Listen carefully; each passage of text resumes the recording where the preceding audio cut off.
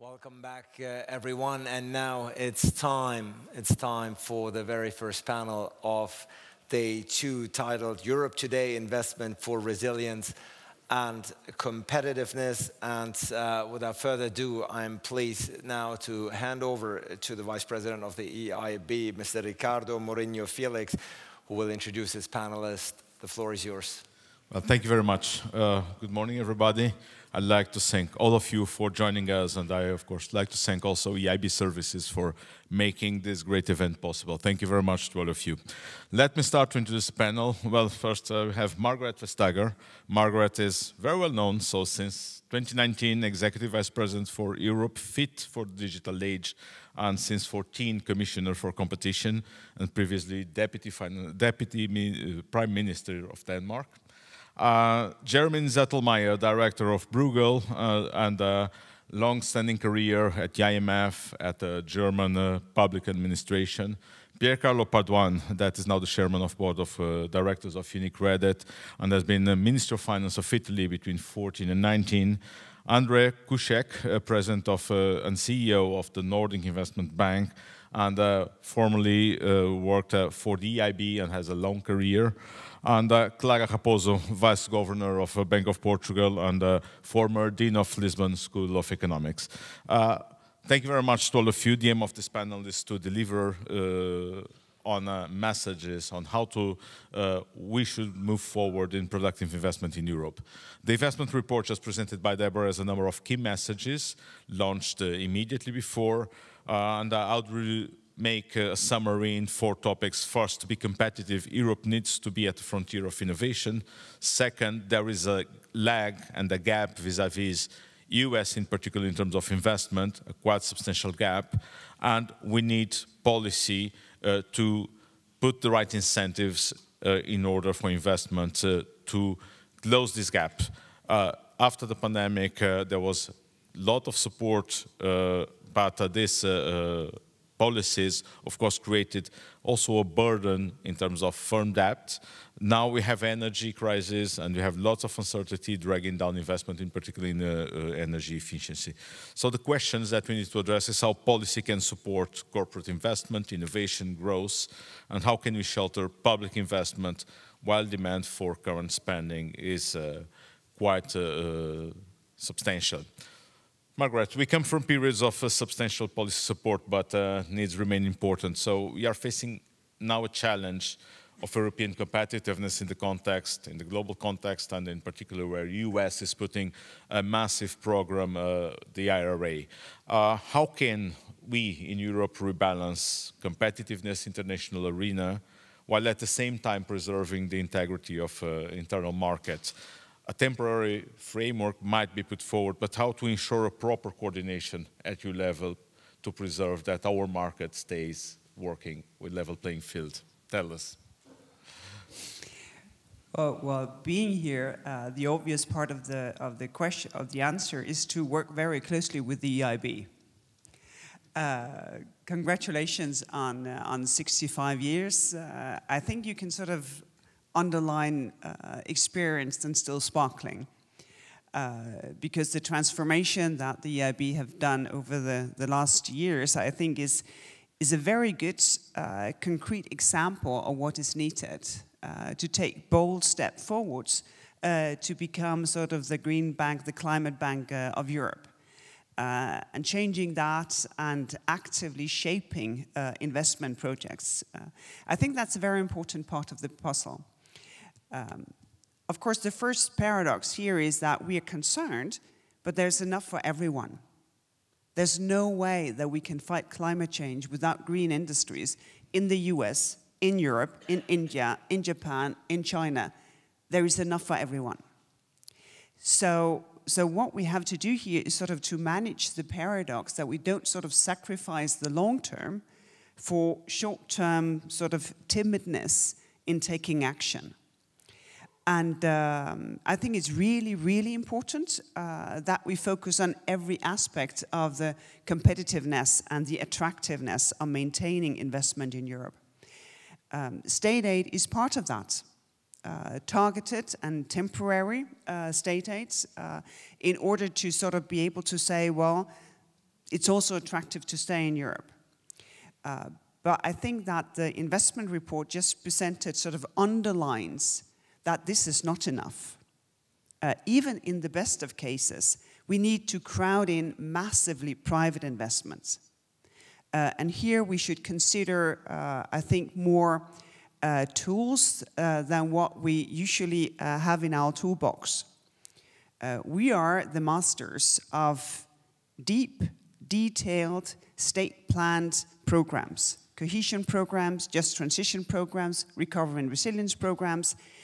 Maybe it's time to explore, maybe if we could do more, sort of do more equity, for instance. The European Innovation Council, and here also we would like to work more with the EIB, I think is an excellent example. They have the mission to invest also in risky innovation in order to get it to scale. And if we could do that in a more pan-European way, so let's sort of the European funding take the most risky part and crowd in private investment in doing that, then I think we could kill a couple of birds with the same stone, because we could make it more predictable by reducing risks. We could crowd in private investment. We could have a pan-European perspective. And then, of course, really, really important that we make the most of the year of skills. Because the year of skills cannot be that we just have a peak of activities and then we go back as we were. We need to use the year of skills to simply have a much higher and much more dynamic level of reskilling and upskilling. Because it is a really hard barrier for many businesses to invest. So I think this is absolutely crucial.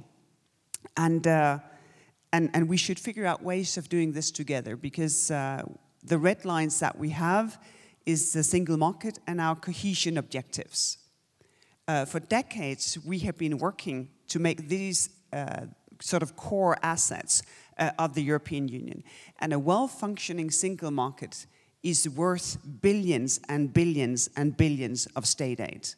It cannot be matched, because there are so many smaller businesses who will never, ever come anywhere near big government programs, and they really need a well-functioning single market. And the potential of all of Europe can only be unleashed if we maintain our cohesion perspective.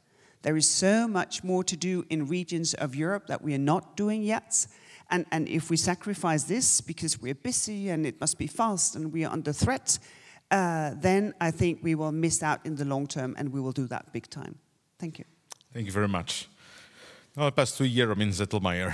Jeroen, energy supply disruptions and high prices provide incentives for investing in energy efficiency, in electrification, in renewables, but some emergency interventions exacerbated uncertainty about commitments to the green transition. And as we heard from Deborah, uncertainty and Minister Barry has dominated the impact of high energy prices on investments and in the energy efficiency, according to the message from the report. So how can policymakers address the need to front-load investments in energy efficiency and in renewable energy? What are the most efficient mechanisms from an efficient resource allocation standpoint? What's your view?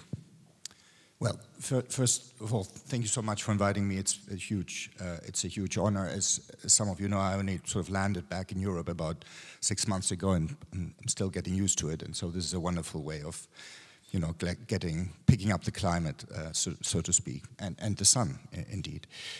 Second, I thought it was a great report and a very nice presentation of the report. And I think there are really interesting bits there, including on the substitutability of various drivers of investment, and indeed on identifying the bottlenecks. Third point I want to make is I completely agree with what you just said, EVP, both on the importance of cohesion, but particularly of, you know, the fact that what we need in Europe is more structural competitiveness. And the preservation of the single market is absolutely critical for structural competitiveness, and that is more important than the ability to be able to react to subsidies at the level of individual member states. So there's clearly a trade-off there, and we have to preserve the single market when we reflect on that trade-off. Now, about your question. So, yes, we have uncertainty. It remains a challenge for the deployments of renewables, and it does translate into higher capital costs. But let me make 3 points on that. First, it's not so bad. Second, we can do much better. And third, when we reflect on how to do much better, we have to also worry about some of the unintended consequences of trying to de-risk investments too much. So in what sense is it not so bad? Well, we have actually seen record-breaking levels of deployment of solar last year, of heat pump deployment last year. And I think that in a very big picture sense, maybe this energy crisis has in fact reduced uncertainty because it has really clarified the direction of travel, right? So it has made it completely clear that we need to decouple from one large source of fossil energy, which is Russian gas. And it's also clear that while we can substitute for other we can substitute other sources of fossil fuels for Russian gas in the short run, in the long run, the only way we can achieve that is by really pushing renewables. So I think the political commitment to accelerate renewables is one of the loud and clear messages of the last crisis. And in that sense, it has reduced uncertainty. Now, of course, we can do better. And I'm actually, reasonably open to subsidy schemes that try to reduce uncertainty, provided that this is mostly directed at uncertainty that can be controlled by the public sector itself, right? So this is, because then it provides commitment, right? So let me give you one example. So there are these so-called contracts for difference that essentially ensure suppliers of renewables against downside risks. If you link such a contract to the carbon price on the ETS, where a renewables producer is paid a subsidy when the price drops below a certain level, then I think this is a good thing, because the carbon price on the ETS is something that policy in principle should be able to set and control. And so it acts as a commitment device. Moreover, if you auction off the threshold price at the beginning, you're doing this in a way that maintains competition, and that ensures that the state does not overpay ex ante. So what are the caveats? There are basically two main caveats. The first is that the state should not insure risks that the private sector actually can take. It should not really insure market risk when there are market instruments to help digest this risk. Rather, it should focus on developing such markets. So there is always a danger of transferring too much risk back from the private sector onto public balance sheets. And as Deborah pointed out, we are really fiscally not in a position to do that. The other important caveat is we have to worry more about locational efficiency, as I would call it, as an economist, and I think this relates to your cohesion point, EVP, right, which is that our current subsidy schemes are really about subsidizing national renewable energy sources, right? In my country, Germany, we led the way. It's massive. It was massive. It still is massive, right? It's about, I think, 30 billion a year or so, by far the largest state aid item. Now, is this good state aid or bad state aid? Of course it's good state aid, because the environmental and technological spillovers dominate the problems for competition and cohesion. But when these things get approved, ultimately they have to jump over a relatively low bar. Namely, it's better to have this state aid for Europe as a whole than not to have it. But the bar is never, could this state aid be deployed more efficiently at the European level? If that were the bar, of course, you would conclude that what we really need is to subsidize renewables much more massively in the countries that have a comparative advantage to producing such renewables, which is Spain, Portugal, Italy, Greece, and so forth. So we have to worry, I think, a bit more about ways to Europeanize subsidies, and that brings us back to this very important question of European public goods, which is a theme all to itself. But I think this is where we need to go. Thank you very much, Jeremy. I'll move now to Piercarlo. Piercarlo, public investment is an important catalyzer for private investment, and in periods of high uncertainty and structural transformation, catalytic effect is in fact even larger. I remember that we were in the infant stages of a discussion about fiscal capacity. Then the crisis came, and the fiscal capacity became, in fact, the EU next generation. And now we are in a different standpoint. So what lessons do you think we can learn from the next generation and from the RRF implementation after this period, and how we can best use RRF to catalyze private investment that is definitely needed to ensure a successful transition? Well, wow, that's a very long question. I hope I remember it. But let me first start with congratulating DEIB for a wonderful forum, a wonderful location, and Deborah and her staff for producing a very valuable and useful document, as usual, I would say. I've been a reader of the document for years, but now we are really bringing a high-level value. To answer your question, what lessons? Well, one lesson I think I could say it's been learned, maybe it's shared by the public today, is that Europe is complicated. We all knew that, right? But what's the implication for economic policy? The implication for economic policy of complication that I draw is the following: that growth in Europe is never easy and linear. It's a series of acceleration and slowdowns which are driven positively and negatively by institutional change. Let me try to be less obscure. The response to COVID has generated Next Generation EU, which I think is a very powerful instrument, both intellectually and practically. Of course, it needs to be implemented, and that's the key point. So we are now facing a situation where we can react to crisis by turning crisis as opportunities in terms of institutional change. So this is my first lesson. And I think that there is, apart from the language, broad agreement on this idea. Second point is that this institutional change, which is devised through Next Generation EU, has, of course, the pillars that drive the overall strategy, which are green and digital. So the real challenge is how to translate those principles into action. The third lesson that I draw, and this is especially from analysis that I've seen rather than implementation, is that given that there is no single instrument that can work, one has to find a way of making the best of the interaction of instruments. Let me again try to be less obscure. Public investment is absolutely necessary for both demand-side reasons and supply-side reasons. Demand side because public investment can boost the demand and therefore the short term in Europe in a very effective way, especially if there is coordination. There are clear studies that show that there is a lot of spillover gains to be made in Europe as an implementation of Next Generation EU. But there is also a gain on the supply side, meaning there is a boost of productivity growth, which has always been, especially lately, one of the elements that put a brake on the speed of growth in Europe. But it's not just about public investment, it's about private investment and structural reforms. I come from a country where the need for structural reforms is very large and unfortunately is still there. But there is also an element which works positively. Given the structure of the way Next Generation EU is designed, there is a lot of space for individual governments or countries to state their preferences. What are the structural reforms that country X needs? That's up to country X to decide. So there is a room for diversifying the strategy which fits best in terms of country preferences.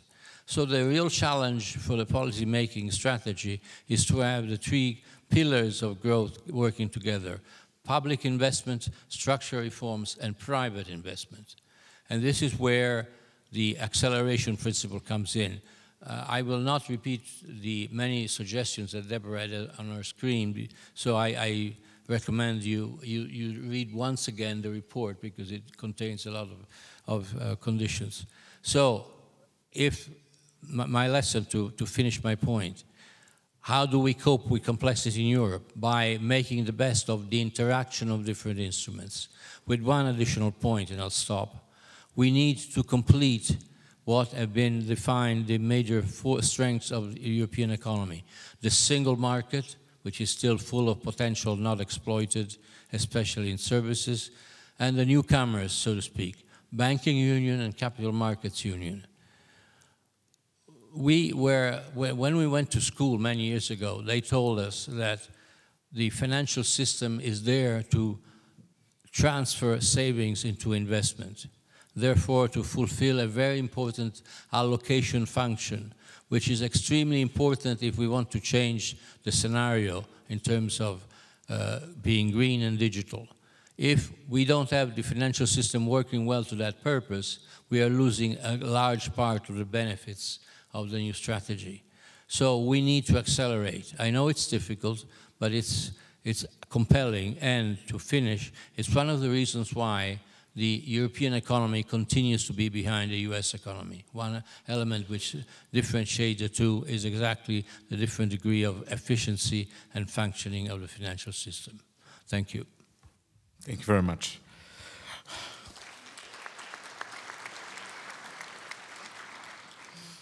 Andre, the EIB investment report against raises concerns on productivity and competitiveness in Europe, and Piercarlo just alluded to the differences between the US and the European Union, and this persistent gap in product investment is one of the features that we need to take into account. This is a source of concern, in particular in times where we need to do the green and the digital transition. What is, in your view, the main drivers of this gap? What makes you different, and how is the Nordic Investment Bank addressing this question? What type of products, what type of instruments do you have put forward to your customers, to your counterparts, to address this issue? Thank you very much, Ricardo. Good morning, everybody. Like my fellow speakers, I would like to thank EIB for getting this distinguished audience of colleagues and good friends over here. The Nordic Investment Bank is in many ways similar to EIB. We are the perhaps somewhat smaller Nordic-Baltic equivalent. Productivity is one of our two core mandate elements, the other one being environmental protection. So every single project we look at, we try to find either one or the other or both of those components. Now, coming to why I think Europe is still perhaps somewhat lagging behind in terms of productivity versus the US, I would bring out three components here. The first one relates to kind of structural issues, public sector versus private sector. I still think that there is more private sector involvement in the US. Within that same structural issue, I would also point out one of the more immediate aspects that also comes out through the report, which is energy security and energy price. Europe just does not produce enough energy. We've been relying for too long on sources that are too unreliable, as we have learned over the past 12 months. The second point perhaps is a little bit more of an entrepreneurial culture issue, that there seems to be more of it within the US. In Europe, we are pretty good at financing projects, providing senior debt to reasonably safe projects. So we tend to think, what if it doesn't work? I feel that a little bit of the culture of the US is the opposite, that what would happen if we would make it work? So there is, the same kind of ball, but you look at it from a slightly different angle. And then the third one is something that Commission Executive Vice President Dombrovskis pointed out here, which is the financing markets, and particularly the capital market. We have a strong banking sector and a tradition to rely on bank loans within Europe. I feel in the US, the spectrum all the way from seed capital to venture capital to private equity, all the way to long-term infrastructure financing, long-term, is better suited for digging itself out of the crisis. So every time there was crisis, we all suffered, and it always happened that the US kind of was the first one to rebound.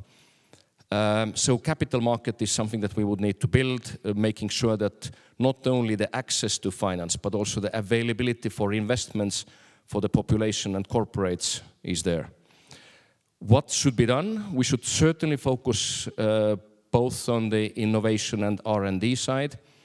I'm happy to say that this morning, before I came here, 8 o'clock Luxembourg time, I was chairing the credit committee of the Nordic Investment Bank, and two of the projects we discussed today were striking with the aspect of productivity in mind. In one case, for instance, there was a Nordic company which is producing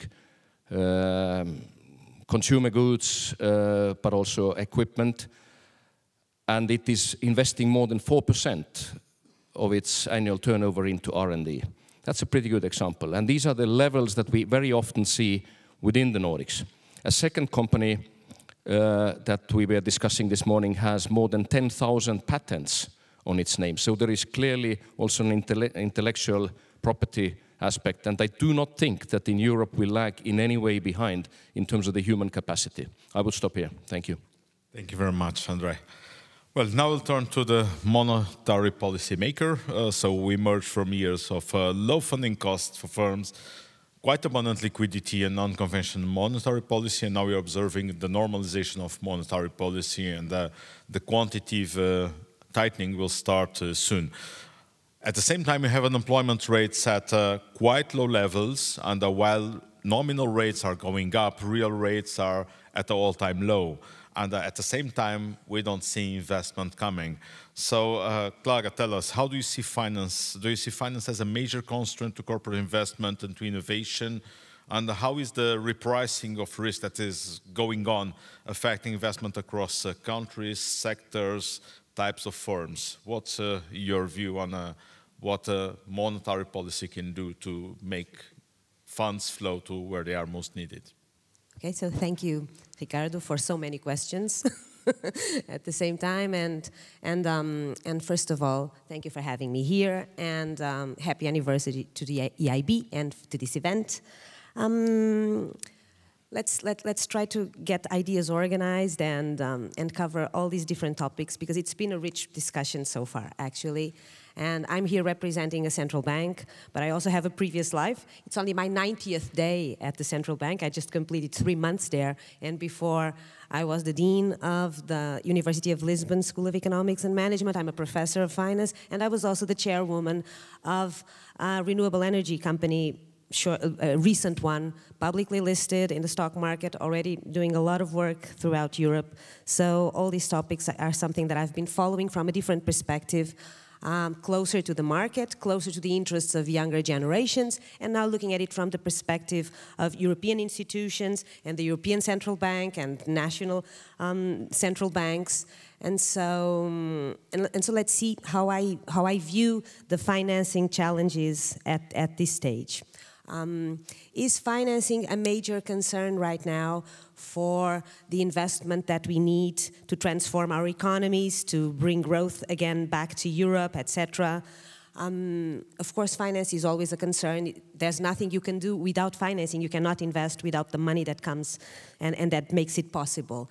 But if you look at the EIB report that we just saw a summary of earlier today, when you asked from the survey, when you asked the investors and whoever answered those questions, which were the major concerns, financing was the least mentioned. Access to finance was actually at the lowest of the concerns that these investors mentioned at the time.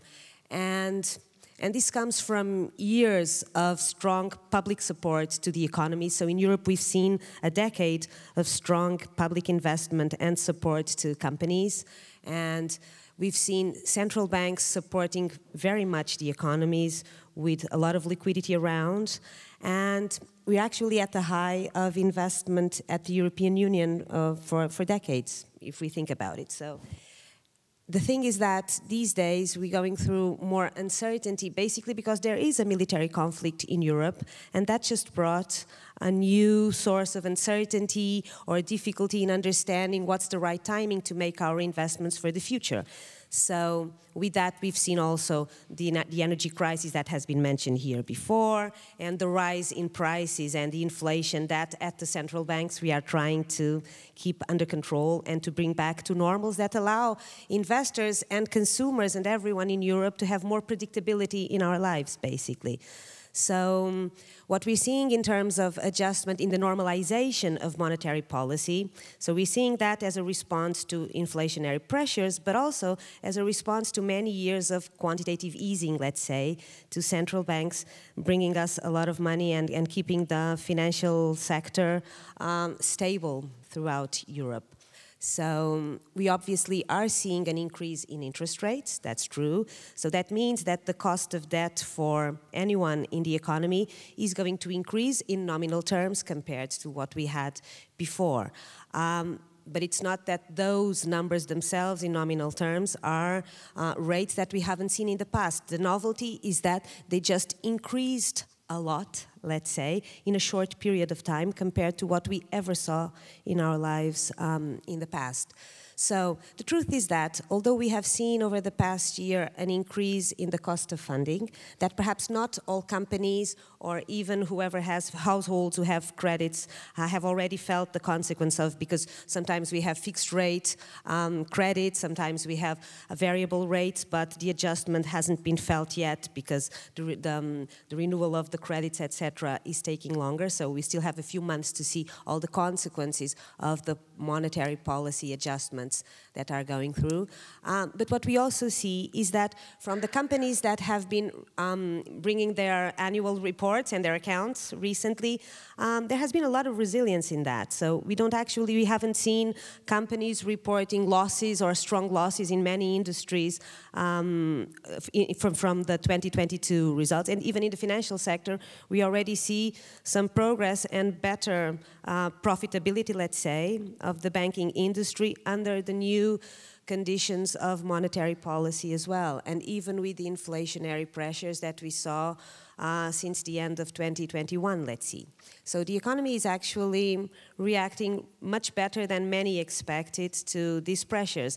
And sometimes what we see, actually when we have good news like the unemployment is low, etc., we almost view it as it's like it's a bad news sometimes. It's like it's bad news because is inflation going to come down at the rate you want when the economy is still doing so well? So I think we need to be a little bit more patient with that, because there is still this military conflict that, like it or not, is bringing uncertainty to Europe and difficulty in making sure that all the investment is made at the right path. So we have a lot of differences across industries, across different sectors, like you mentioned before, across different regions of Europe. For example, during the pandemic, we saw many differences in the structure of our economies and how we would react to lockdowns. In Portugal, we had the tourism history and everything was stopped for a long time. During with the energy crisis, we have seen how different countries in Europe have been hit by the different mixes of energy supplies that they are using. And there is all this diversity, but there is capacity of adjustment. And under the current circumstances, I actually believe that we are doing, a very decent job and performing quite well under the current circumstances. In what concerns green transition and all those investments that we need to make and how policy can help us do it in the right way, well, monetary policy, what it can do actually to help us is to bring more predictability to what's going to happen in the economy. And of course, a lower rate of inflation will allow us to achieve that. We need to be a little bit more patient, but we'll get there, right? And of course, the interplay with fiscal policy is something that is being discussed and has already been presented here before. Okay. So that's what's happening, yeah. Thank you very much, Clara. Well, Andre, I feel that you want to react, and I'll immediately raise a question. If you have to put forward 3 measures that can improve the risk-taking capacity and the risk appetite for more innovative investments in Europe, what would they be? Insolvency frameworks, labor market, pension fund ability to take equity? Tell us, what's the view? I think your question will be partially answered by my immediate reflection on the interest rates. Whilst increasing, of course, the borrowing cost for the borrowers, overall it's a good news. Money needs to have a price, and I think it's good news that the risk can be priced again, because behind every financing there is a borrower, but there is also a lender, or there is an issuer and then there is an investor. I think it's really important that we get the pile of money that we have sitting on the accounts into the economy, and exactly the interest rates allows us to do so. And then one more quick reflection from the ground, which is that we have seen a significant increase in demand for our financing, or overall IFI financing, already from the end of 2021, when we started the needle to move. The companies that had been traditionally relying on their house banks and then partially on the bond markets were trying to have a third leg of their funding strategy, which is the long-term and more stable international financial institutions. And by early summer last year, we saw the flow of new projects coming in had basically doubled year on year. Thank you very much, Andre. Piercarlo, how do you see that we can ensure the level playing field and the policy coordination to shelter public investment in the current circumstances? Public investment is key, and of course, to catalyze private investment. Well, this has been a long-standing issue which divides some countries in Europe from other countries in Europe, and of course, I know where my country stands. But I think that we have an historic opportunity. I'm not exaggerating in using the term, in that we can use not only the amount of fiscal space, but the composition of fiscal space in a way that drives growth towards an energy sustainable environment. And there was a very fascinating dinner speech last night that made a point which I think needs to be reiterated from that point of view, which is investing in new technologies is not just something that you want to do to reduce CO2, but you want to do it because it's profitable. Now, I don't know to what extent that is true, but to the extent that it is true, this is great news, because it means that there is, let me translate it a bit, there is a pool of unexploited productivity growth which waits for new investment to leverage it. And this is what we should do more in terms of making it clear what kind of technologies Europe will be looking after. There is no single technological solution to a technological problem. There are many of them. So there must be some guidance in a territory which is, of course, very difficult to manage, but which is manageable. So my point is, first of all, let's look at the composition and quality of public investment. And second, Deborah made the point at the beginning of her presentation, let's protect it from aggressive fiscal consolidation measures, which simply say, which is the easiest item to cut? We know, we have all been through that. And we just cut it and we don't think about the consequences, or rather, we think, but we ignore the consequences. So this has to change. And the Next Generation EU, let me be a bit more optimistic, provides the framework which, if well exploited, can lead to these results. Thank you very much, Piercarlo. I agree with you. Margaret, do you want to react? Yeah, it's a point of a principle which makes the discussion about the European response very, very pertinent, because state aid comes from national state coffers. And it's very daring to say, from a European policy point of view, you member state, you should make this priority that I have decided. Because it's in member states that laws are passed to make people pay taxes. They have very difficult priorities to make between investing in mental health, education, infrastructure, support to businesses.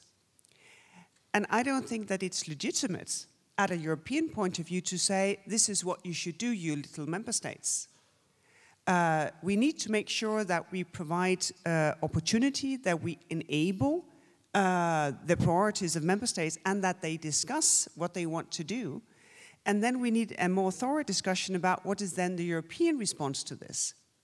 Because we have a lot of funding that is not even being activated yet. I think only maybe 20% of the Recovery and Resilience Facility is actually out there working. what has been sort of the direction of travel of the European Investment Bank for the last couple of years, I think also shows where we want to go. InvestEU is an obvious example to that. If we could create a vehicle this summer in close cooperation with the European Investment Bank, then we can complement what happens in member states rather than trying to sort of oversee what individual member states are doing. And I think that kind of coordination is much more dynamic and less prescriptive, because we are changing the European DNA these years. Just when I started working in the Commission, it was as everyone woke up as a nationalist. And then over the day, problems arose and one realized, oh, I cannot solve it myself. I need a European solution. And everybody went to bed as a European. But it was kind of Groundhog Day, so next day the same thing. But I think that we have learned, because in the pandemic we saw that the vaccine strategy was the only thing that enabled Europeans both to be vaccinated and to export to the rest of the world. It was the Corona Pass, which was a common European solution, that enabled us actually to get out of the sanitary restrictions. It was the Recovery and Resilience Fund that sort of pushed the rebound. Now we should find out to do the same, because the only way that member states can deliver to their own citizens is that we deliver European solutions as well. So we get out of this sort of zero-sum discussion where you have the entrenchments between member states, and we can change the European DNA so that maybe we are both national and European 24/7. And that will enable Europe to a completely different degree, and maybe also allow us to take many more risks. Because only by taking risks can we learn to be more entrepreneurial in the way that it was just advised. Because you can only learn to live with risks if you actually experience that this is something that you can manage. Well, thank you very much. Well, now I ask Jeremy, we spoke about cohesion, and in particular, if you want to produce the renewable energy where it's most efficient, that we need to have a coordination mechanism in Europe. Do you see this as a new way of fostering cohesion? EIB statutory mission is cohesion, and I feel in your words that there is an opportunity here for having cohesion working in the way that where most productive countries in doing renewable energy can do the catch-up through the structural way. Tell us how. Right, so absolutely, I think we need more EU-level platforms, if you like, and of course EIB is the oldest and the most successful, and the one that should be used when investing at the project level. I mean, more broadly, I think, also reacting a little bit to the things that have been said right now, the RRF model, I think, is a very good one for a specific purpose.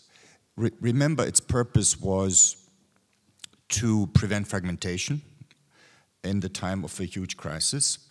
And so the RRF was very explicitly redistributional, right? It benefited some countries much more than others. That was the whole point. And then we reconciled this with efficiency and made it politically palatable by linking RRF to structural reforms. I think that in the future, this cannot be the model for European public goods. The model must be efficiency of delivering at the European level. I think the efficiency comes from, you know, maybe two or three main effects. One is whenever there are subsidies involved, the European level is always, conceptually at least, when it comes to delivery, it's maybe then another matter. No, it depends how you pick your platform. More efficient because it benefits competition, right? So it avoids the problem from the outset that the state aid rules are trying to minimize, but cannot completely avoid. And then there is the point that, you know, when you allocate spending for efficiency reasons at the European level, the outcome may be a very different one from allocating it at the national level. And I think when you're talking about renewable energy sources, this is a pretty obvious point.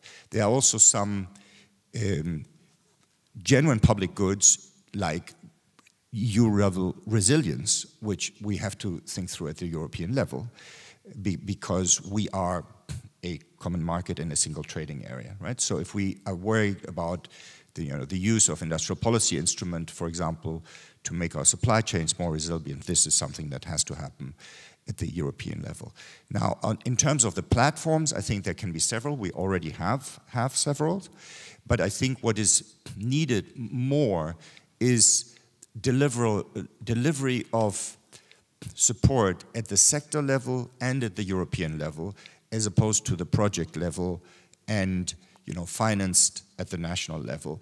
Because when we deliver, particularly subsidies at the sector level, it's much easier to make this consistent with competition, right?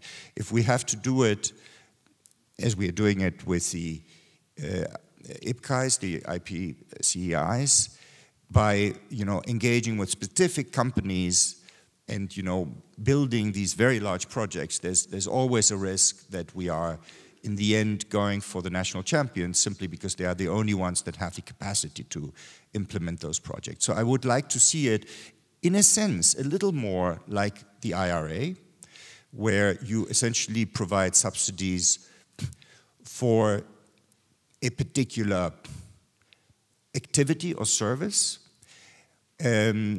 without predetermining who's going to get that subsidies. But of course, unlike the IRA, we have to do it without discriminating against, in a WTO inconsistent way.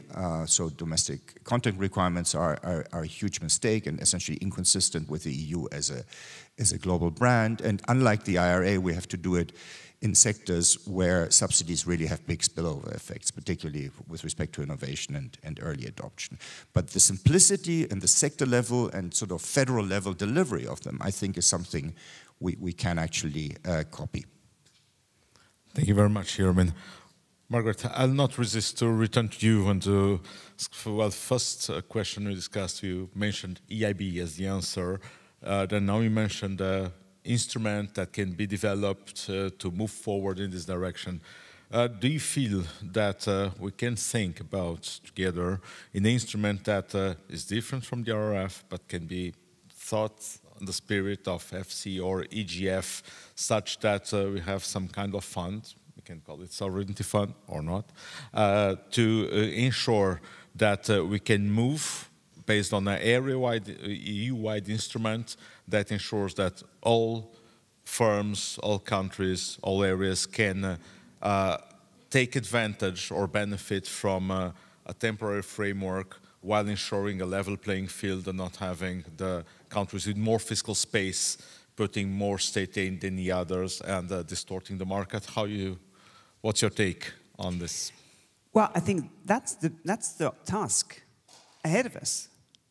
This is what we have to do, because we will not make it with the temporary state aid rules alone. We try indeed to make them targeted to the relevant sectors. We try to have a multi-country approach so that it's a real thing, that investment actually, state investment, benefit more than one country.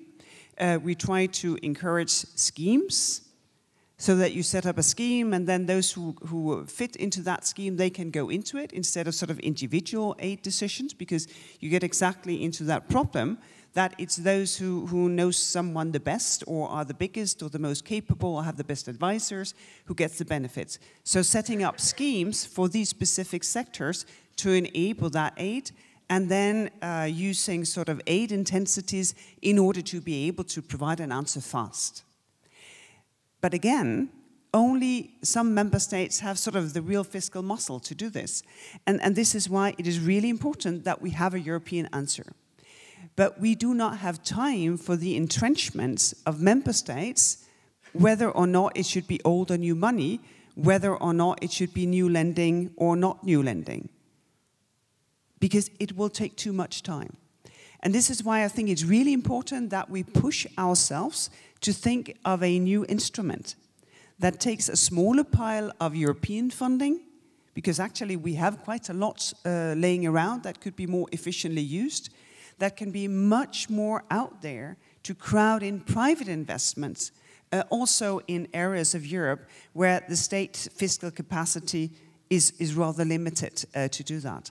And the reason why I'm so enthusiastic about this is that I have seen how the EIB has developed instruments. I know the technical capacity of the institution, which means that if we could take this risk in common, then we could provide, I think, much faster answers. And looking at the success of the European Investment Council, I think the Commission has maybe not got everything right the first time we had a go at it, but I think we're getting there. So we know that it is doable, and we know that it can be successful. I think they have already funded the 2 first unicorns. So I think we have models that we are not at all fully sort of exploiting yet.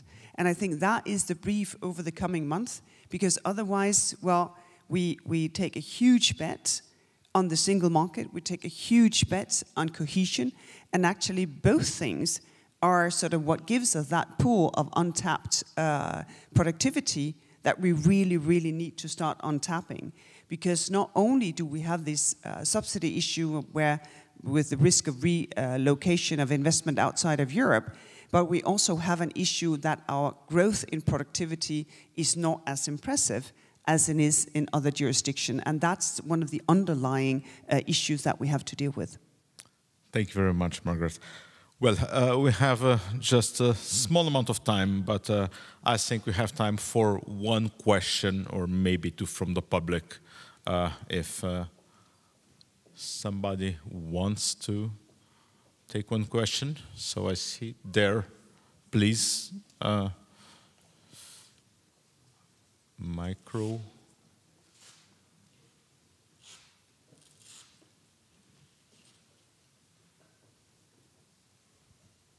Thank you so much for this wonderful panel. I have a question on the single market. If a group of old white men 30 years ago was able to push for that single market, what does it take to do it again? I mean, why can't we do it again and create that push? Because we all know that the single market is indeed the biggest asset we have. So I would be very interested to hear, especially from Executive Vice President Vestager, let's say the obstacles, the political obstacles to deepen and strengthen the single market.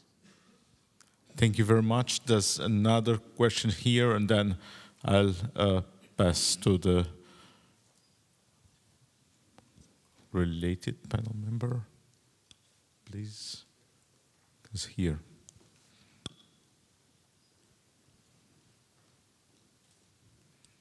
I'll dare to answer the previous question. I'd say more women, and not just white. I have a sort of a similar question, which is related to capital markets. We heard from the commissioner earlier, and again now, about a capital markets union, let's call it. Is there a timeline? What is the optimistic view that you had? I remember when I was a student 20 years ago, of a similar question, and somebody said 10 years. That was 20 years ago. So what's your optimistic assessment? Thank you very much.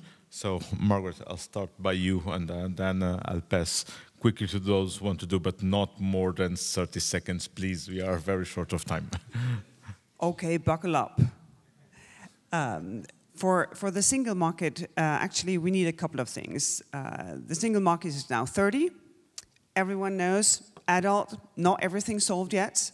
I think that everyone can remember those days.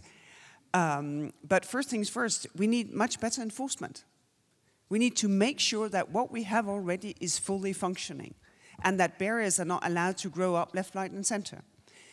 We just started a consultation to ask what can we do to have a telecommunication single market? Because our telecommunication businesses, they are suffering from not having a full market. And then, of course, we need, as Piercarlo said, much more for services. The digital single market needs a second go. And then, of course, we need a much more fluent and liquid capital market. And actually, we do see that the new legislation that has been put in place have started to work. We have more venture capital, but we're not at all there where we ought to be, because we don't have the same blending in the market. In Europe, businesses still go to the bank, create debts. instead of having capital partners, finding capital, but also competence. And you scale with competence. You do not scale with the worries that sometimes comes with the debts that you produce. And that is one of the main differences to the US that we need to push for. But I don't think that we can create that capital market, even though we now have the legislation, without a push to show that you can be more risk willing and there is a reward to it. Yerman, please. So look, I think there are like maybe 3 or 4 deep obstacles to the single market from a political economy point of view. And so they clearly include economic nationalism, vested interests at the national level. They also include bureaucratic inertia, right? Because local bureaucrats will lose control. And then very importantly, they include fiscal sovereignty, right? Because some of the fragmentation we have in Europe is because of differences in tax regimes and risk-bearing capacity, public risk-bearing capacity, which is extremely difficult to get rid of unless we have fiscal union. So for me, the really interesting question, which I don't know the answer to, but we'll work on it, at Bruegel is what is the relative contribution of these things? Because the bureaucratic inertia and even the economic nationalism we can overcome with political will. But the fiscal sovereignty stuff, that we cannot overcome, because that really changes the model of how Europe operates, where fiscal sovereignty is at the national level. So how much do these 3 things contribute? And then I rather suspect that on the capital market union side, the fiscal stuff is much less important than, for example, on banking union, right? So I suspect that on capital market union, it's really more about aligning regulation that has to do with bureaucratic inertia. For example, on insolvency law, these are shows that are run by justice ministers. They do not internalize the economic benefits that go with it, right? But ultimately, the leaders should be able to overcome that. Piercarlo, please. I can only subscribe to what has just been said in the benefit of time. Thank you very much, Andre. I would say we need AAA capital markets, and the AAAs stand for availability of instruments, accessibility to all member country investors and the different investor classes, all the way from pension funds to retail, and finally affordability, so that it wouldn't cost a fortune for an Estonian investor to invest in Portugal. Right, and if I may reinforce on this, we cannot rely on debt for everything, right? So it's equity, it's ownership that we need to instill the spirit of this, and you need risk, right, at this point. We need some risky investments, but they can work, right? Because we need them from the green economy perspective, for the transformation of businesses. We need special support, for example, for SMEs, so that they are able to follow the green transformation in their businesses. And for new companies that want to invest in riskier new technologies, green technologies, in which Europe has a history of being precocious at doing that and successful in bringing innovation in that area. Of course, we need to be the innovators, and we need the capital markets to be there, because we innovate, we are growing venture capital, private equity, etc. But at some point, you need the exit strategies for these investors. They are not supposed to be your shareholders, your owners forever. They are supposed to sell their participation to someone who stays then and becomes the owner of these companies, and they go and they invest in new things again. But we want the new investors, the ones who stay, the ones who keep the ownership of these companies in which we are investing in innovation. We want them to be European, and that's something that we are not getting. So we cannot be like a surrogate mother that invests in these companies, and we have the right policies even to promote innovation in Europe. And then at some point, these companies, when they want real big money, they leave Europe. And that's the big issue I think we have for the future, because we need that size to have more productivity as well. Piercarlo, to conclude, please. Sorry to come back, but I was prompted by the last intervention to recall ourselves that one of the major obstacles to higher productivity growth, higher innovation, higher skills utilization is the size of companies, which remains structurally below what is needed in the new technological environment. So we need to look at the issues, including the legal issues and the regulatory issues. It's difficult for a small company to access capital markets for a number of reasons, including the fact that fathers don't want to give it out to sons, the management of the company. Thank you very much. Well, thank you. Thank you. Thank them.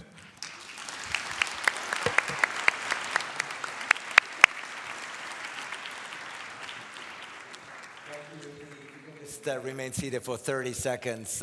We will, of course, enjoy our much deserved coffee break. It's already been a very insightful and content-rich day two here. I just want to inform you of an official signature ceremony between the EIB and the European Commission, which will take place actually in a few moments in the delegate room on floor -3, and of course you're all invited to join. We will be back here punctually at 11 with the next panel titled, or it's going to be rather on energy security, a very timely subject matter. So thank you to this panel, thank you for your attention, enjoy the break, see you back here at 11. Thank you so much.